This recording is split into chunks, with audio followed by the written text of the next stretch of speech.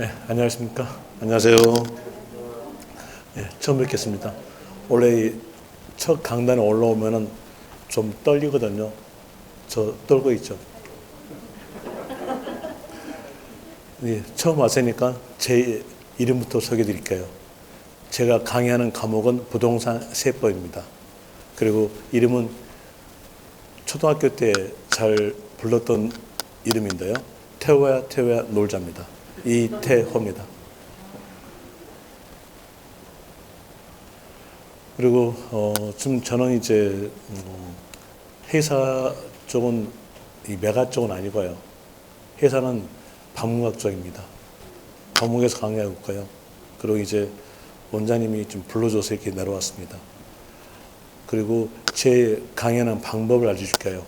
그러니까 제 강의하는 방법은 어떻게 강의하냐면요. 이 기본서에 대한 내용으로서 내용 이렇게 문장이 있어요. 이 문장에 대한 내용을 전부 다 읽어줄게요. 읽어주면서 여러분들이 왜 읽어주냐면 여러분들이 여기에 있는 단어에 대한 내용을 모르는 단어가 있어요. 그 단어에 대한 내용에 대해서 용어를 설명해 주기 위해서 쭉 읽어드릴게요. 그리고 난 다음에 여기에 대한 내용이 어떤 뜻이다 라고 또 설명해 줄게요.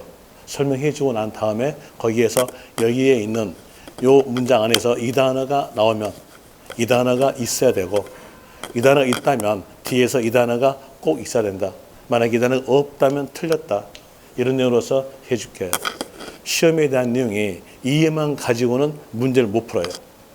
왜 그러냐면 세법에 대한 내용은 16문제 나오는데 그 16문제 중에서 이 한 문제에 대한 내용이 21줄, 22줄 된 내용이 거의 11문제예요. 그럼 지문이 엄청나게 길기 때문에 거기에 대한 내용을 이걸 다 읽어가지고 문장을 풀게 되면 시간이 쫓겨요. 쫓겨가면서 자기가 다급해가지고 틀리게 되는 현상 나옵니다. 그래서 이해만 가지고는 세법 문제를 못 풀어요. 여기서 단어를 빼낼 줄 아셔야 돼요. 이 단어가 나오면 이 단어가 나와야 된다. 없으면 틀렸다. 이렇게 해줘야 여기에 대한 내용으로서 여러분들이 문제를 풀 수가 있어요. 설명을 이렇게 줄게요. 물론 이해적 내용의 설명은 모든 선생님들 다 똑같아요. 세법 모든 선생님 다 똑같고요. 또 전부 다 강의 잘해요. 그런데 마지막 2%가 부족해요. 그 2%가 뭐였냐? 요 단어 찾는 거. 이걸 못 해줘요. 이걸 못 해주니까 세법 선생이 올해 시험에서 엄청나게 욕먹었어요. 저는 욕 안 먹었어요. 왜 욕 안 먹었냐면 이 단어를 찾아줬거든요. 이 키 단어에 대한 내용을 하나로 묶어준 것이 있어요. 하나 묶어준 것이 한손 노트입니다. 키워드 한손 노트 있는데 이 내용은 1월 달에 출간될 거예요. 올해도 마찬가지로서 1월 달에 출간됐었는데 그에 대한 내용으로서 적중률은 거의 한 80% 이상이에요. 그리고 한손 노트에 대한 내용이니까 또 여기에 대한 내용이 엄청나게 크겠다고 생각하시면 아닌데 크지는 않아요. 이 정도 크기입니다. 여기 책에서 이 정도 크기. 이 정도 크기가 손이 딱 맞아요. 두께는요? 두께는 이 정도 두께입니다. 거의 한 이 정도 두께. 그러니까 그렇게 크지는 않아요. 크지는 않으니까 이 내용만 보시면 거의 세법에 대해서는 11개 내지 12개는 맞힐 거예요. 올해도 마찬가지였을 거예요. 요새니까 거기에 대한 내용으로서 공부하시면 될 거고 이런 내용으로서 해드릴게요. 이렇게 하니까 좀 뭔가 좀 필이 안 오시죠? 필 안 오시니까 필 오게 해줄게요. 그럼요. 이 문서 보시면서 봅시다. 보니까 이 문서에다가 그 내용을 적어 놨더라고요. 페이지에 대한 내용 397페이지 보세요. 397페이지. 좀 공부를 처음 하시다 보면은 이 교재에 대한 내용의 페이지도 못 찾는 분 계세요. 정확하게 말씀드릴게요. 맨 밑에가 숫자로서 3, 9, 7이라고 적어진 곳 펴시면은 그가 페이지입니다. 됐습니까? 네, 거기에서 위에 보시면 제2절 납세 의무자 나와요. 여기에 대한 내용은 취득세 납세 의무자입니다. 그리고 여러분들이 세법을 하도 어렵다 하니까 국가 또는 지방자치단체가 세금을 징수할 때 어땠을 때 징수하겠다라는 내용을 세자 앞에다가 적어줘요. 방금 제가 말씀드렸던 것이 취득세 그랬죠.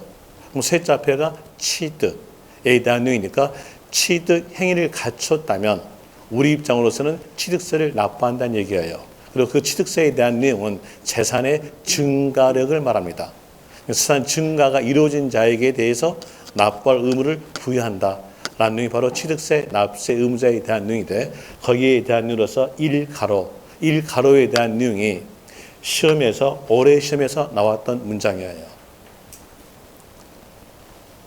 1가로가 올해 시험에서 나왔던 문장에 대한 내용인데 보세요. 문장 보니까 벌써 몇 줄입니까? 넉 줄입니다. 이 넉 줄로 그대로 나왔어요. 세법에 대한 내용은 법전 내용 그대로 나와요. 지방세법, 또 소득세법, 종합부동산세법 이렇게 법 내용 그대로 나오기 때문에 이 내용 그대로 수록이 돼 있어요. 그럼 벌써 이게 선다 1번이에요. 1, 3, 4, 5 중에서 선다 1번에 대한 내용이 벌써 넉 줄이잖아요. 자, 먼저 그 내용 읽어줄게요. 건축물 중 조작, 설비, 그 밖에 부대 설비에 속하는 부분으로서 주체 구조부와 하나가 되어 여기서 주체 구조부 하게 되면 간단히 말하면 건물 본체를 말합니다. 건물 본체와 하나가 되어 건축물로서 효용 가치를 이루고 있는 것에 대해서는 주체 구조부 취득자 외자가 그랬죠. 그럼 주체 구조부 취득자가 나오지 않았다는 얘기죠. 그럼 여기에 대한 내용은 건물주가 아니라 주체 구조부 취득자 외자니까 빌려온 자 임차인을 말합니다. 빌려온 자인 임차인. 임차인이 가설은 설치예요. 설치한 경우에도 주체 구조부 취득자가 여기서 주체 구조부 취득자는 소유자를 말합니다. 소유자니까 건물주. 속되게 말한다면 조물주. 건물주가 함께 취득한 것으로 본다. 이 나오죠. 이제 거기에 대한 내용 방금 말씀드린 대로 여기에서 읽어드리고 거기에 대한 용어들 설명해 줬어요. 그럼 여기에 대한 내용으로서 다시 이제 이 내용이 어떤 뜻이겠는가를 말씀드릴게요. 여기에 대한 뜻은 이런 뜻이에요. 주체 구조부 하게 되면은 이렇게 대들보 있고 그 다음에 기둥이 있고 벽이 있고 지붕이 있는 거 이걸 보고 주체 구조부 그래요. 공법 시간에 여러분들이 건축법에서 배웠던 내용으로서 이걸 배울 겁니다. 주요 구조부란 말 배울 거예요. 주요 구조부란 말과 주체 구조부 같다 생각하시면 돼요. 그럼 간단히 말하면 건물 말하겠죠. 자, 이 건물에 대한 내용이 엘리베이터 없는 건물이에요. 이 엘리베이터 없는 건물에 대한 내용을 엘리베이터를 꼭 필요로 한 임차인에게 빌려주었어요. 빌려줬다가 임대죠. 임대하여 주었습니다. 그러면서 이제 임차인이 엘리베이터를 꼭 필요로 한 영업활동이니까 자기 돈을 들여서 이 건물에다가 엘리베이터를 설치할 수밖에 없어요. 설치했다 합시다. 누가? 임차인이 설치했어요. 이러면 이제 이 건물의 가치는요, 증가가 이루어집니다. 이 가치의 증가분은 누구에게 기속되냐면 가치 증가분, 재산의 증가분이 소유자에게 기속돼요. 그러면서 소유자가 엘리베이터와 그리고 건물을 함께 취득한 것으로 본다. 이런 뜻입니다. 그럼 여기서 납세자는 누가 되냐? 건물주, 소유자가 되는 거예요. 이렇게 하니까는 이상하다. 자, 여기에서 요 엘리베이터에 대해서 소유자가 설치하지 않았는데 웬 소유자가 납세무자 이렇게 나오니까 의문점 가져요. 자, 의문점 풀어봅시다. 이 내용을 방향을 틀어보죠. 틀어볼 때 이 엘리베이터에 대한 내용을 임차인이 설치했을 때 임대차 기간이 끝났다면 이 엘리베이터를 임차인이 뛰어갈 수 있을까요? 못 뛰어가요. 그럼 누구 겁니까? 소유자 거예요. 소유자 거 되는 거니까 납세는 소유자 되는 겁니다. 이제 여기에 따라서 여기 요 문장에 키단을 빼낼 수 있어요. 자, 여기서 출제자는요, 그 석 줄에 대한 내용의 한 문장에 대한 내용으로서 단어는 꼭 준다는 얘기예요. 어떤 단어 줄까요? A부터 줘야죠. 자, 문장에서 글자가 쭉 나오면서 엘리베이터 뭐였어요? 설비. 이 단어는 꼭 준다는 얘기예요. 주고 그리고 이걸 못 뛰어가야 돼요. 못 뛰어가야 되니까 어떤 말을 줘야 될까요? 하나가 돼요. 자, 건물 본체와 하나가 되죠. 하나가 되면 뛰어가실 수 없어요? 못 뛰어가요. 그렇기 때문에 이 출제자는요, 당연히 설비란 말에 대한 내용과 하나가 돼요. 이 말을 꼭 준다는 얘기예요. 여기 앞에 있는 요 글자들에 대한 내용은 출제자마다 문장력의 표현이 달라요. 사람마다 문장력 표현이 다르기 때문에 여기에 대한 내용의 문장력 표현은 그 사람의 특성에 따라서 줄 거예요. 하나, 이 단어는 꼭 줘야 돼요. 그래야 우리가 문제 풀 수 있어요. 그럼 우리는 여기에 대한 내용, 요 글자를 볼 필요 없어요. 볼 필요 없고 요 단어 딱 알고 보니까 하나가 되어 이 말이 있다. 못 뛰어간다. 그럼 누구 거? 소유자 거. 소유자가 누구예요? 주체, 구조부, 취득자. 그래서 설비 나오고 하나가 되어 이 글자가 있으면 막바로 끝말 가세요. 끝말에서 주체, 구조부, 취득자 이 말이 있으면 맞다. 없으면요. 틀렸다. 이러면 돼요. 그러면 여기 한 문장에 대한 내용으로서 여기에서 넉 줄은 암기가 댕겨요. 어때요? 이 세 단어로서 한 문장 외웠잖아요. 좋죠? 이게 올해 시험이에요. 물론 작년도 마찬가지고요. 그 세법에 대한 내용은 이해적 내용보다는 단어 찾기입니다. 숨은 그림 찾기예요. 숨은 그림 찾기에 대한 내용이 이제 문제가 나오니까 그 내용으로서 하시면 됩니다. 이 내용으로 해주는 게 낫겠습니까? 아니면은 그냥 설명 쭉 해주고 이해만 하고 끝낼까요? 이게 선택입니다. 제가 너무 어려운 거 물어봤습니까? 네? 뭐 집안이 뭐 근심이 있어요? 어렵지 않죠? 이게 더 쉽죠? 네. 그래서 이해보다는 이게 솔직히 말하는데 암기입니다. 요 단어 외워야 돼요. 어쩔 수 없이. 그런데 이렇게 단어가 몇 개 안 되는 거니까 분명히 외울 수 있다는 얘기입니다. 그리고 여기다는 못 외우겠다. 그러면 문제 풀어봐요. 자기 스스로. 문제 풀어보면서 그 문제에서 단어 찾기 하시면 돼요. 아, 이 단어 나왔네? 이러면 됩니다. 그리고 또 문제 키를 잡을 줄 아셔야 돼요. 문제 키에 대한 내용은 일반적 경우로서 는자 앞에 있는 단어 아니면 마침표 앞에 있는 단어가 문제 키의 80%예요. 그렇지 않으면 물음표 앞에 있는 단어가 바로 문제 키의 80%입니다. 그리고 개별적으로서 그 문장마다 개별적 문제 키 있는 게 있어요. 그에 대한 내용은 군데군데 가서 설명을 드릴게요. 그런 내용이 있다는 걸로 아시면 됩니다. 그리고 이런 의미로서 강의 드릴게요. 강의 드리고 그리고 이제 유인물에 대한 내용과 같이 해줄게요. 지금 입문서 페이지에 대한 내용으로서 380 페이지에서부터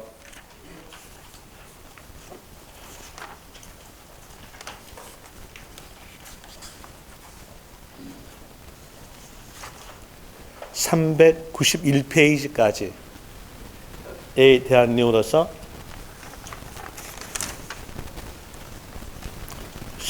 11페이지 내용이죠. 11페이지 내용인데 이거 문제도 없어요.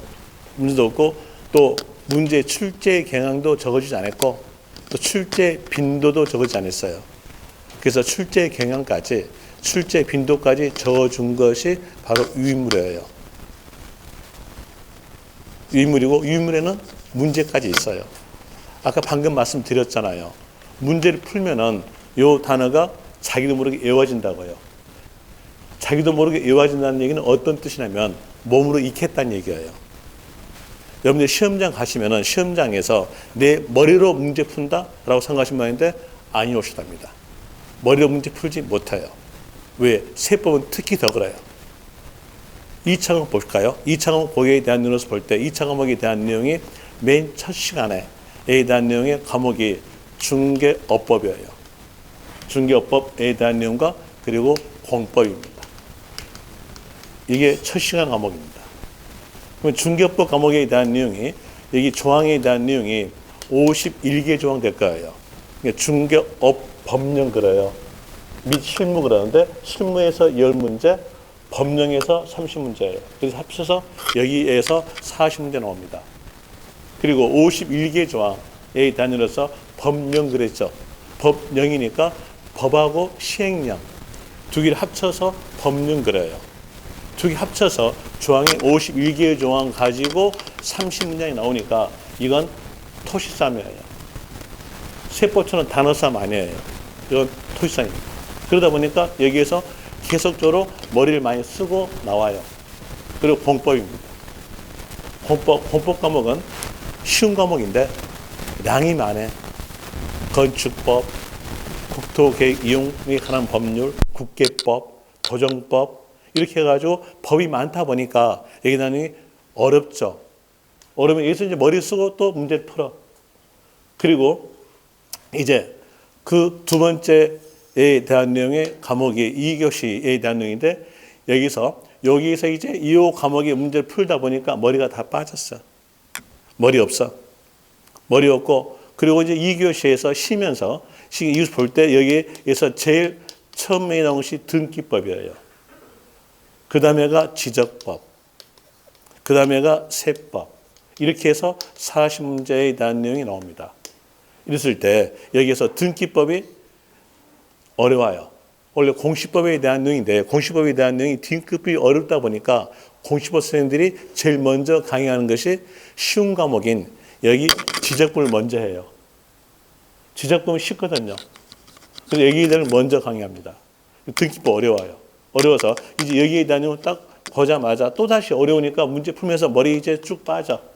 쭉 빠졌다가 여기 지적법에 약간 쉬었다가 세법 보는데 문장의 지문이 엄청나게 길어.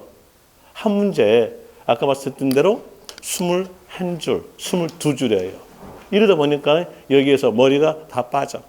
머리가 빠지면서 이제 머리가 없어지면서 좀비됩니다. 좀비되니까 머리로서 문제를 못 푼다는 얘기예요. 못 풀고 뭘로 풀어야 돼요? 몸으로 풀어야 돼요. 몸으로 풀어야 되니까 여기 요 단어에 대한 내용을 몸으로 익힐 줄 아셔야 돼요. 그래서 문제를 풀게 되면 요 단어가 자연스럽게 외워져요. 이걸 보고 몸으로 익혔다 그래요. 몸으로 때운다. 이런 겁니다. 그래서 문제를 꼭 풀어봐야 돼요. 세법은요. 여기 대한 내용 이해됐어? 이해됐고 다시 여기서 단어 뽑을지 알았다면 문제를 풀어봐야 된다.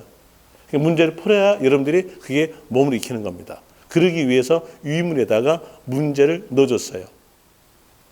저 잘했죠? 네. 원래 예쁘죠?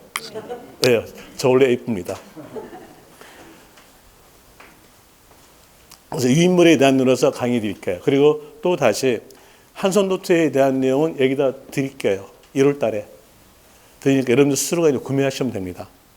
그리고 또 이제 다른 과목까지에 대한 내용까지 알고 싶다면 혹시 핸드폰 한번 열어보십시오. 핸드폰 한번 적어보죠. 핸드폰에서 카카오톡 열어봐요.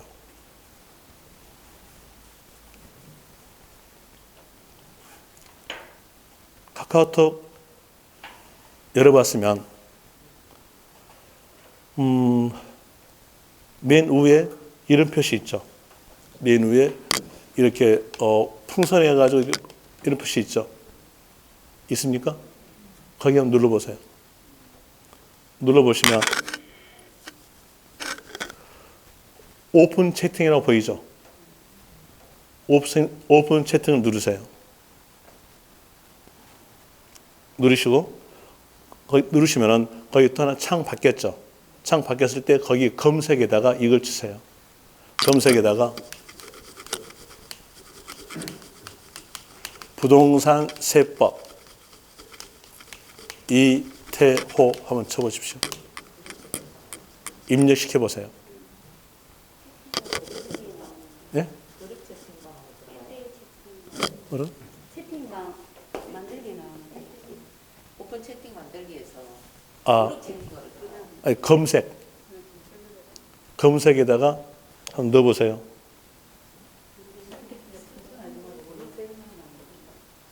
그러면 그룹 채팅방 누르십니까?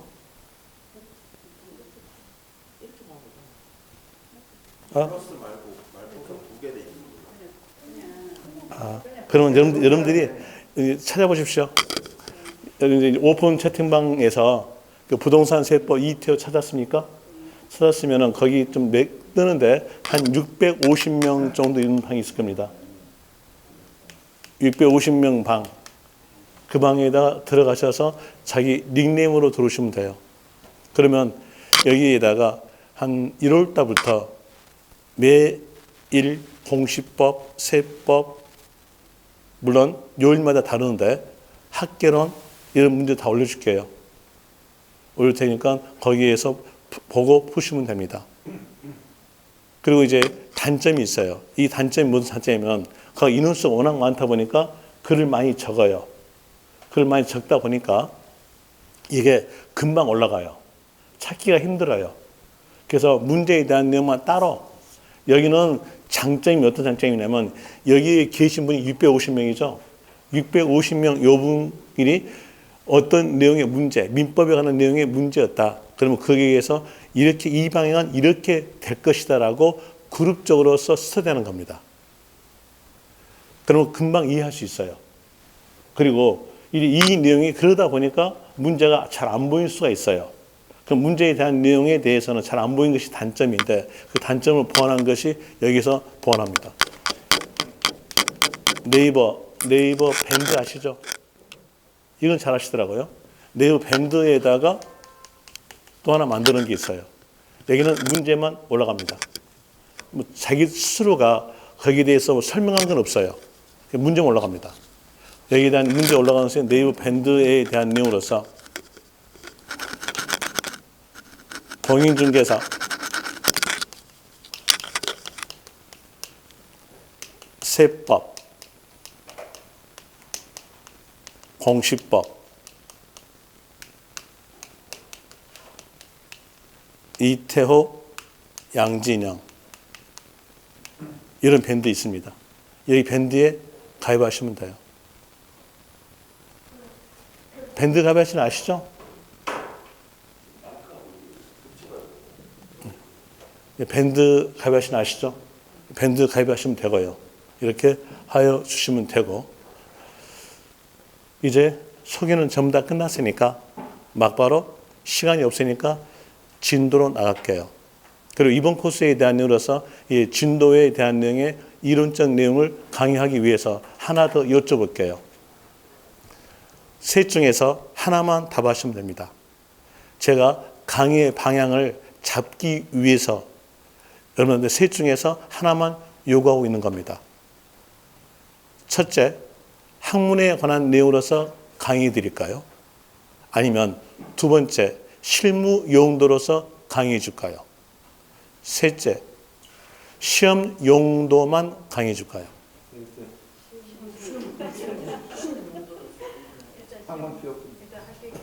답 안 하실 겁니까? 그럼 답 안 하시면 저도 학문하기 참 좋아하거든요. 저도 그 웅지 세무대학에서 겸임교수 했었어요. 그래서 학문하기 참 좋아해요. 그래서 학문으로 강의할게요. 몇 번 할 겁니까? 아직도 답 안 하신다. 3번 해드릴게요. 시험 용도만 강의해 줄게요. 시험 용도 강의가 아까 했던 그 내용입니다. 그렇게 강의해 주고 하고 이제 여기에서 이제 진도에 대한 이로서 해볼게요. 380페이지에서 제1장 조세 기초 원리 나오죠. 원리 나오고 그리고 거기에서 제1절 조세 개념 나오는데 이 조세 개념에 대해서 시험에서 나온 적은 한 번도 없어요. 버리세요.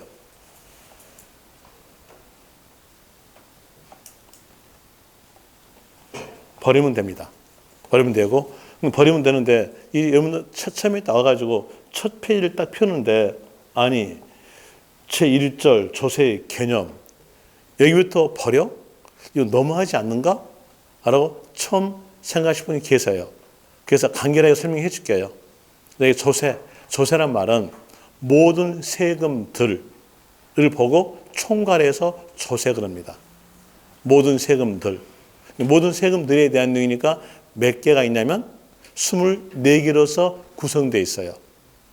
그 24개의 세금을 총괄적으로 조세다 이렇게 표현합니다.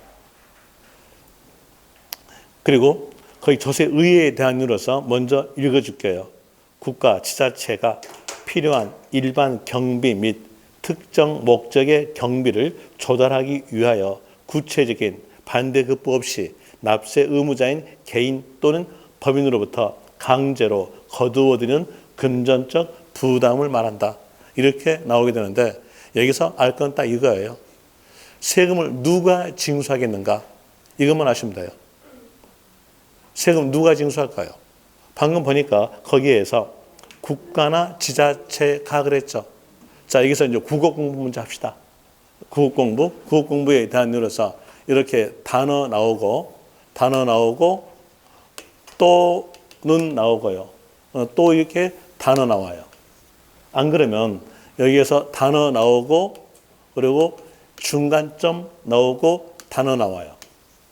그럼 여기에서 요 중간점 아니면 또는 이 말 나오면은 이제 영어로 말한다면 이건 OR 그래요. 그런데 OR로 하게 되면 우간다 말로 쓰다 보니까 이해가 안 가. 이해가 안 가니까 간단히 합시다. 간단하게 이렇게 또는 중간점 나오면 전자일 수도 있고 후자일 수도 있다. 아니면 연결고리다. 이렇게 생각하면 딱 맞아요. 그럼 이제 볼 때 여기에서 국가나 지방자치단체가 나 그랬죠. 나가 뭘까요? 또는이에요. 국가 또는 지방자치단체 있으니까 국가가 징수할 수 있고 지자체도 징수할 수 있다. 그러면 징수하는 자는 누굴까요? 국가일 수도 있고 지자체일 수도 있고 이거 알 수 있고요. 그리고 이제 징수하는 자가 국가 또는 지자체인데 아무 목적이 없이 무조건 징수한다? 어땠을 때 징수하겠다라고 법에다가 정해줘야 돼요. 어땠을 때 정하냐면 그 세금에 징수할 수 있는 법률적 근거를 갖추었을 때 징수합니다. 그리고 여러분들이 하도 세법은 어렵다 하니까 그 세금을 징수할 수 있는 법률적 근거에 대한 내용을 쉽게 세자 앞에다 적어줘요. 세자 앞에는 글자를 갖추었다면 그 세금을 징수하겠다. 이게 바로 조세의 뜻입니다. 쉽죠? 그럼 이게 시험이 나올까요? 안 나와요. 왜? 쉬우니까 안 나와요. 한번 볼까요? 취득세 그랬어요. 그럼 세자 앞에 뭡니까? 취득. 취득이니까 지자체가 취득 형태를 갖춘 자로부터 취득세를 징수하겠다. 이런 내용이에요. 이런 내용인데 이 내용에 따라 가지고 문제에 잘 나온 쪽이 있어요. 문제 잘 나온 쪽이 납세 의무예요. 납부할 의무입니다. 혹시 여러분들이 초등학교 때 국민의 3대 의무 배운 적 있죠? 안 배웠습니까? 국민의 3대 의무에 대한 내용이 국방의 의무, 또 하나는 교육의 의무, 또 하나는 납부할 의무. 그게 납세 의무입니다. 납세 의무에 대한 문제 잘 나와요. 모든 세금이 갖춰야 될 것이 바로 납부할 의무입니다. 자, 방금 제가 말씀드렸을 때 그 세금을 징수할 수 있는 법률적 근거를 갖추었다면 그 세금을 징수한다고 했어요. 그 세금의 법률적 근거를 갖추었을 때 그 세금의 납부할 의무가 시작된다로 나와집니다. 그럼 납부할 의무의 시작, 납세 의무. 의의 시작을 보고 저희들은 성립이라고 표현해요. 이제 이 내용을 문제하고 연결시켜 볼게요. 연결시켜 볼 때 문제에서는 납부할 의무의 시작, 출발점 이 표현 안 써요. 이 표현 안 쓰고 성립 써요. 그래서 문제 성립이라는 단어가 나온다면 이 성립 단어 보면서 이건 납부할 의무의 시작점이다, 출발점이다 생각하시면 돼요. 이렇게 생각하시고 이제 납부할 의무가 성립됐어요. 시작됐어요. 시작됐으면 얼마를 납부하라라고 세금액을 정해야겠죠. 그러니까 세금을 정한다라는 뜻으로서 사용되는 단어가 확정이에요. 납부할 의무의 확정.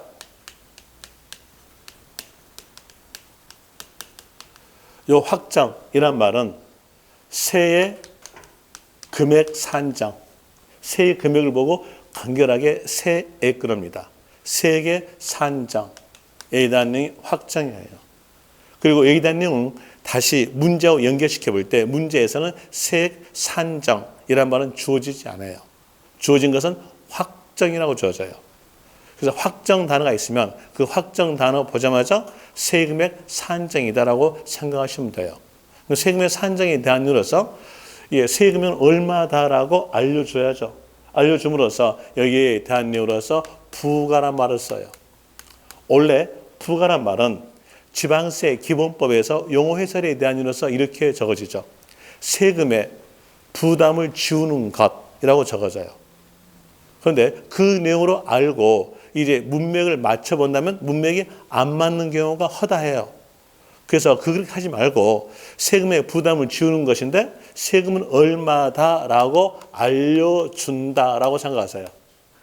부가란 말로 나오면 세금액이 얼마인지 알려준다. 또 같은 말로서 여러분들 쓰는 말로서 과세한다. 라고 생각하시면 되죠. 세금이 얼마인지 알려줬어요. 알려줬으면 자, 그 금액에 대한 내용을 우리가 납부함으로써요. 의무가 끝난다. 또 국가나 지자체 입장으로서는 거두어 드림으로써 납부할 의무가 끝난다. 권리가 없어진다. 이런 의미로서 나오게 되죠. 그럼 여기에 대해서 볼 때 납부할 의무의 소멸이에요. 소멸에 대한 내용인데 이 소멸에 대한 내용으로서는 국가나 지자체 입장으로서 말이 나오죠. 국가나 지자체 입장으로서는 징수한다. 징수라는 말은 거두어 드린다. 이런 내용으로서 나오게 돼요. 그래서 그 입문서 보시면 또 교재 보시면 기본서 보시면은 부가 징수 방법이 많이 나와요. 그러니까 부가 징수 방법이란 말은 세금액이 얼마인지 알려주고 거두어 드리는 방법이다. 라는 의미로서 나오게 됩니다. 이제 그 조세의 정의에 따라서 모든 세금이 이 내용을 갖춘다는 얘기예요. 그러면 이제 여기에서 조세의 정의로 문제를 낼 것입니까? 아니면 여기로 낼까요? 여러분들 출제자했다고 가정합시다. 가정할 때 문제를 어디로 냈겠는가? 조세 정의는 안 낸다는 얘기예요. 조세 정의에서 흘러나온 이 납부할 의무를 낸다는 얘기예요. 그래서 해년마다 납부할 의무에 대한 내용으로서 한 문제가 나와요. 올해는 어디서 나왔냐? 확정서 나왔어요. 그리고 또 작년도 확정서 나왔어요. 그 작년도 마찬가지 확정서 나왔어요. 그리고 그 작년에서는 성립서 나왔어요. 이제는 여기 성립에서 나올지 아니면 확정서 나올지 소멸서 나올지는 모르겠어요. 모르겠으나 이건 다 아셔야 돼요. 아셔야 되고 이번 코스, 이번 입문과정에 대한 내용은 이 12월 달 입문과정인데 여기에 대한 내용으로서는 이 원칙만 설명해 줄게요.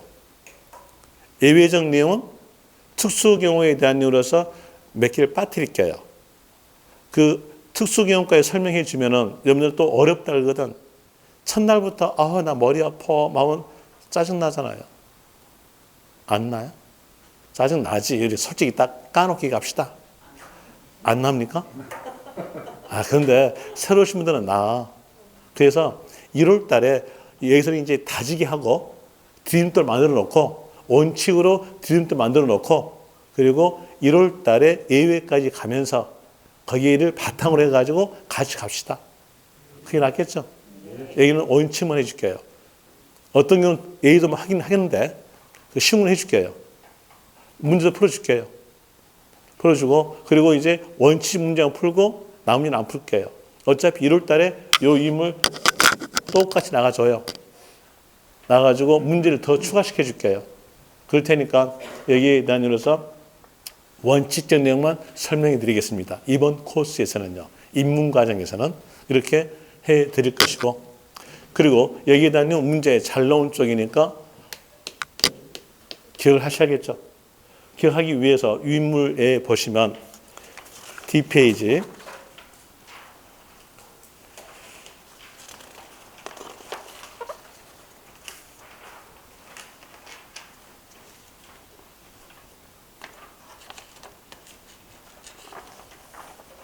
빠트렸구나.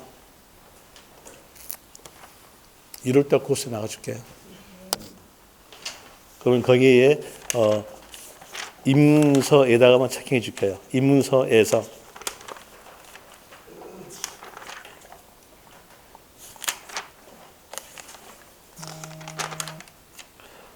(386페이지) 보시면 제2장 납세 의무 나오죠. 거기에다가 별 표시 하나 하십시오. 이게 문제 잘 나온 쪽이니까요. 해년마다 여기에서 한 문제는 나옵니다. 그리고 이제 새 명칭을 알아야 여러분들이 공부할 수 있다 하였으니까 새 명칭으로 가줄게요. 새 명칭에 대한 이유로서 381페이지 보시면 381페이지에서 조세 분류 나옵니다. 조세가 모든 세금이죠. 모든 세금을 상황에 따라서 나누어 본다 라는 내용으로서 거기 네모 1번 과세 주체에 따른 분류, 과세 주체란 말은 징수하는 자를 말합니다. 과세 주체, 과세 권자 다 같은 말. 징수하는 자를 의미해요. 볼 때 징수하는 자는 누구였냐면 국가도 징수할 수 있죠. 또 지방자치단체도 징수할 수 있어요. 그래서 모든 세금이 바로 조세죠. 조세. 이 모든 세금은 24개의 세금을 가지고 첫째 나눈 것이 누가 징수하냐. 자, 징수하는 자에 따라 가지고 이렇게 구별해 본 거예요. 이 내용이 바로 1번에 대한 내용입니다. 그 다음에 밑에 2번 봅시다. 밑에 보시면 네모 2번 나오죠. 거기에서 사용 목적에 따른 분류. 여기에 대한 내용은 24개 세금에 대한 내용을 가지고 징수에 따라서 분류하지 않고요. 어디다 사용하냐? 국가가 지자체가 징수했으면 그 징수한 세금을 어디다가 사용하냐? 사용에 따라서 나눠보겠다라는 겁니다. 몇 개를요? 24개를요. 이런 내용이고요. 또 다시 D페이지 보시면 D페이지에서 네모 3번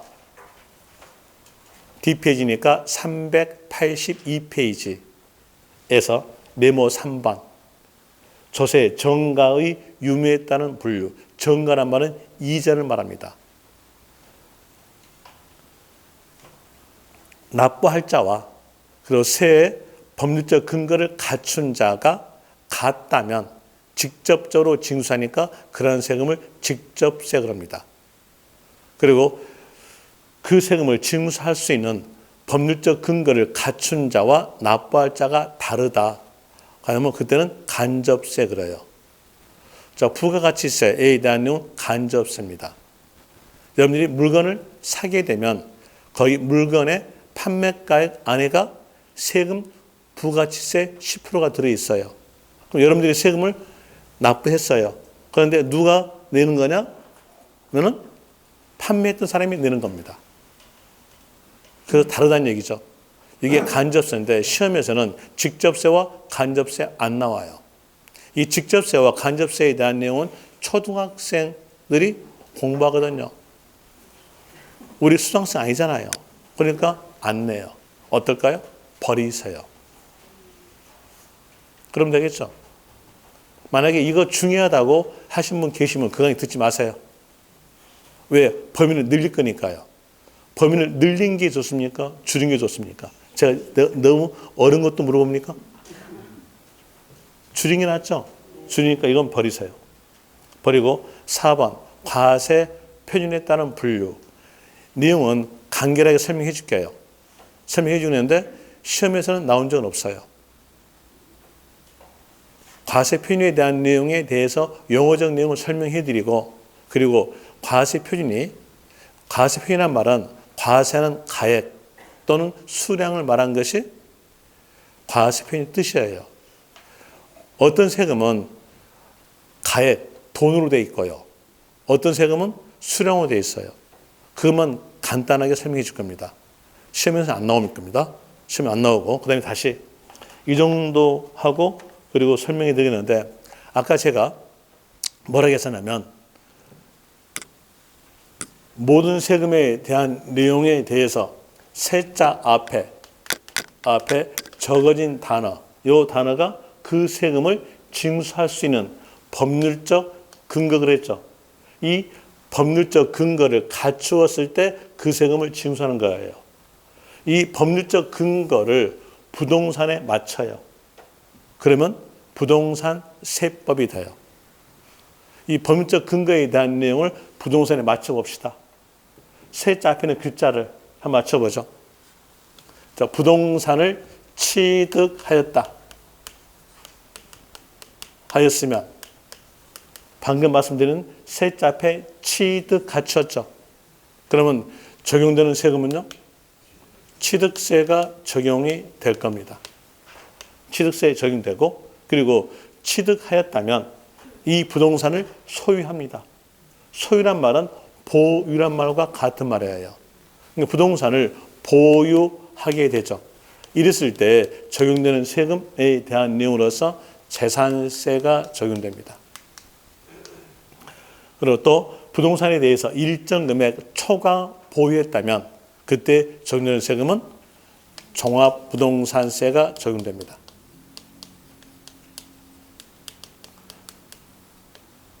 그리고 뒤에서 배울 건데 지역자원시설세가 있어요. 이 지역자원시설세에 대한 내용은 3개로서 구성됐어요. 여기에서 사용에 따라서 모든 세금을 나누거든요. 사용에 따라 나눠볼 때 용도를 정하지 아니하고 국가 또는 지방자치단체가 운영비로 사용된 걸 보고 저는 경비라 그래요. 운영비로 사용되는 세금들을 총괄적으로 보통세라고 합니다. 그리고 법에다가 용도를 정해놓고 그 정해진 용도만 사용되는 세금들을 보고 총괄적으로 목적세라고 합니다. 이렇게 구별되는데 여기에 대한 내용이 목적세예요. 용도를 정해놨어요. 정해놓은 것이 이 글자 앞에 있는 거예요. 지역 또는 자원 또 하나는 시설. 이렇게 이 용도만 사용됩니다. 지역과 자원에 대한 내용은 지역은 강으로서 이렇게 분류되는 거니까 물이에요, 물. 그럼 물이, 자, 이 세법이 물세법입니까? 부동산 세법입니까? 부동산 세법이죠. 물은 물이지.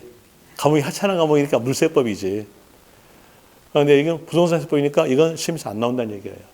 이것도 안 나와요. 뭐가 나오냐? 여기 나와요. 시설. 시설인데 이 시설에 대한 내용은 어느 시설을 말하냐면 소방시설을 말합니다. 소방시설 목적에만 사용돼요. 그럼 소방시설 목적에만 사용되니까 소방시설의 이익을 받는 자 너가 납부하는 겁니다. 그럼 소방시설의 이익을 받는 자는 화재와 관련된 물건을 소유한 자가 소방시설에 대해서 이익을 받는다는 얘기예요. 소방이 뭡니까? 화재잖아요. 그래서 화재와 관련된 물건의 소유자에 대한 내용이니까 화재 관련 물건은요. 주택, 상가, 건물, 선박이죠. 그럼 여기에 대한 내용 부동산에 들어가겠죠. 주택이라 할지 상가, 건물을 보유했을 때 화재의 염려가 있음으로써 화재의 이익을 받는, 소방시설 이익을 받는 소유자라는 얘기입니다. 이 사람이 납부하는 거예요. 그럼 여기에 대한 내용도 마찬가지로서 보유함으로써 납부되는 세금이에요. 이렇게 재산세, 종합부동산세, 지역자원시설세를 보유함으로써 매년마다 납부합니다. 납부하다가 그리고 그 소유자가 자기 소유의 부동산을 팔았어요. 팔았다. 뜻으로서 사용되는 단어가 양도. 같은 말로서 처분이라고 합니다. 그럼 적용되는 세금은요. 잘하고 있는 상태로서 양도 소득세. 양도 소득세는 소득세 일종이에요. 양도 소득세에 들어가죠. 그럼 양도했다면 상대편은요. 상대편은 취득. 뭐 정도예요? 취득세. 또 상대편이 보유하니까 재산세. 또 일정 금액 초과 보유였으면 종합부동산세. 상가 건물이었다면 주택 보유였다면 그때는 지역자원 시설세. 그래서 이 상대편이 매년마다 납부한다는 얘기예요. 그리고 그 상대편이 또 팔았어요. 그 뭐예요? 양도소득세. 거기에 따른 상대편은요. 취득세. 이렇게 흘러간다는 얘기예요. 이걸 보고 부동산 관련 세법이다. 이러는 거죠. 부동산 관련 세법은 이렇게 세 단계로 구성됐어요. 하나는 취득 단계, 하나는 보유 단계, 하나는 양도 단계. 이렇게 세 개로 구성되어 있습니다. 구성되어 있고 그리고 여기에서 취득세, 보유 단계, 양도 단계가 나오는데 이제 볼 때 문제하고 연결시켜 봅시다. 문제하고. 여러분이 출제자이었을 때 여기에서 취득세에 대한 내용을 답으로 줄까요? 자, 세 짝이 뭡니까?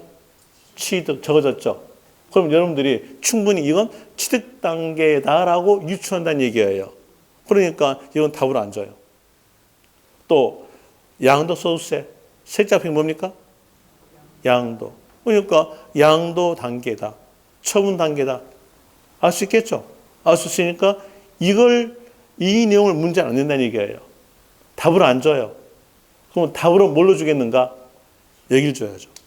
자, 셋째 앞에가 보유란 말이 있어 없어요? 없죠. 요 앞에 있어요? 보유 없죠. 보유 없죠. 그러니까 문제를 낸다면 여기를 낸다는 얘기예요. 답으로요. 이건 기억하셔야죠. 기억하실까? 여기에서 보유 단계 세금으로서는 재산세, 종합부동산세, 지역자원시설세 이 내용으로서 일단은 기억하세요. 일단은 문제는 이렇게 낸 것이 아니라 여기하고 연결해서 내줘요. 연결되니까 일단은 요 내용이 있다는 걸 알고 여기하고 이제 같이 연결합시다. 자, 모든 세금은 24개죠. 이 24개의 세금에 대한 내용으로서 이제 징수하는 자가 누구냐에 따라 가지고 나눠봐요. 자, 징수하는 자가 국가였어요. 그러한 세금들을 총괄적으로 뭐라고 하냐면 국세라 그래요. 국세를 해가지고 여기에 대한 세금이 총괄적으로 나왔으니까 여기에 구성된 세금이 있다는 얘기예요. 구성된 세금에 대한 내용은 몇 개가 있냐 하면은 여기에 대한 내용이 13개 세금이 있어요. 그리고 지자체, 징수하는 자가 지자체였다. 그런 세금들을 총괄적으로 지방세라 그래요. 지방세다. 그러니까 총괄적 내용이니까 여기 구성된 세금이 있겠죠. 구성된 세금에 대한 몇 개가 있냐? 11개가 있습니다. 그래야 24개 되잖아요. 그래서 여기에서 요 24개의 세의 명칭을 다 외워야 어느 세금이 국세고 어느 세금이 지방세인가에 구별이 가능해요. 그런데 요 24개의 세금을 다 외울 수 있겠는가? 물론 여러분들은 머리가 영리하시니까 암기할 수 있어요. 그런데 저 같은 똘은요 못 외워요. 못 외우니까 몇 개만 알자는 겁니다. 물론 이 문서에서 그 24개의 세 명칭들이 적어졌어요. 어디에 적어졌냐면 380페이지에서 네모 2번 조세 특징하면서 동그라미 2번에서 국세와 지방세 종류해가지고 국세, 니은에서 지방세 이렇게 적어졌죠.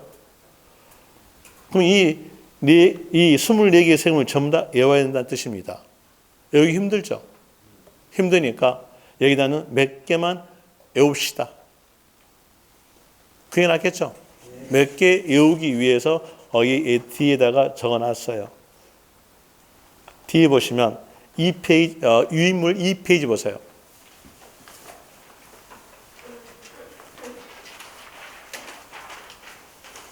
유인물 2페이지 보시면 왼쪽 맨 밑에서 박스 나오죠. 맨 밑에 박스. 국세 나오죠. 국세. 국가가 징수하는 세금에 대한 내용으로서 소득세. 세자폐가 소득이죠. 그러면 소득세에 대한 내용에 징수할 수 있는 법률적 근거는 개인의 소득입니다. 개인에게 소득이 발생되었다면 국가가 소득세로서 징수하겠다. 이런 뜻이에요. 되겠죠? 그 다음에 종합부동산세도 국세입니다. 국가가 징수하는 세금이에요. 이 두 개를 기억하시면 되는데 혹시 몰라서 인지세까지 말해줄게요. 여러분들이 이제 곧 있으면 공시법 배워요. 거기에서 인지와 증지를 구분합니다. 인지는 국가 것, 증지는 지자체 것. 이게 보니까 인지 그랬죠. 누구 거예요? 국가 거. 그러니까 국세예요. 인지세, 국세다. 국가가 징수하는 세금이다. 이렇게 3개 정도만 기억하세요. 많이 줄였죠? 그리고 지방세에 대한 내용도 몇 개가 있냐면 여기에 대한 내용으로서 11개 있어요. 이 11개 세금을 전부 다 기억할 수 없기 때문에 여기에 대한 내용도 몇 개만 기억하시라고 거기다 적어놨어요. 취득세. 세자폐가 취득이니까 취득 형태를 갖추었다면 지방자치단체가 징수함으로써 지방세다. 또 등록 면허세. 세자폐가 등록이죠. 등록 행위를 갖추었다면 등록면허세를 지방자치단체가 징수하니까 지방세다. 그리고 재산세. 세자폐가 재산. 재산의 보유에 대해서 재산세로 지방자치단체가 징수한다. 라는 의미로서 나오게 됩니다. 여기다 내용 먼저 외우시고요. 또 외우라고 했더니 어떤 사람들은 세법 과목은 맨 암기 과목인 모양이다 라고 생각한 모양인데 우리나라 모든 과목들은 다 암기 과목입니다. 국어 과목 암기 아닐까요? 아닙니까? 아니 기억, 니은, 디귿, 니을 이거 외웠어요 안 외웠어요? 외웠잖아요. 그러니까 국어 과목 암기 과목이에요. 수학도 암기 아니지 않습니까? 그것도 암기예요. 수학 1, 2, 3, 4 외워 안 외워요? 외우잖아요. 근데 구구단 외워 안 외워요? 외우잖아요. 암기 과목이에요. 또 화학도 암기 과목이에요. 화학에서 CO 이런 거 외워요 안 외워요? 외우잖아요. CO2 이산화탄소 이거 다 외우지 않습니까? 다 우리나라 모든 과목은 암기 과목이에요. 민법도 암기 과목, 공법도 암기 과목 다 암기 과목입니다. 학교는 암기 과목이에요. 이해는 없어요. 다 암기예요. 그런데 이해를 하였으면 암기가 적어진 거예요. 그런데 여기에 대한 새 명칭이니까 영어 내용은 외울 수밖에 없는 상태로서 이걸 몇 개만 외우자는 겁니다. 되겠죠? 다시 여기에 대한 외우기 위해서 말씀 또 드릴게요. 영어 내용은 이제 이번 시간 끝나고 오늘 수업 시간 끝나고 집에 가면 머리에 이미 외워져 있어. 제가 몇 번 얘기하냐면 오늘 얘기만 해가지고 한 10번 얘기할 거예요. 그러니까 외워져 있을 거니까 너무 걱정하지 마시고요. 따로 외울 필요 없고 강의만 들으면 돼요. 세법은 그래요. 세법은 강의만 들으면 여기에서 예습, 복습 다 해줄 거예요. 그러니까 강의만 들으시면 돼요. 자, 국세. 국가가 징수하는 세금에 대한 이유로서 소득세, 종합부동산세, 인지세, 지방세, 지방자치단체가 징수하는 세금으로서 취득세, 등록, 면허세, 재산세. 여기까지 외우시고요. 그리고 지금 보니까 시간이 딱 됐네요. 원래 제 별명이 입땡출이에요. 정시에 딱 끝내고 정시에 나가요. 그리고 정시에 또 들어올 겁니다. 10분 쉬었다가. 일단은 땡출 할게요. 너무 길게 안 할게요.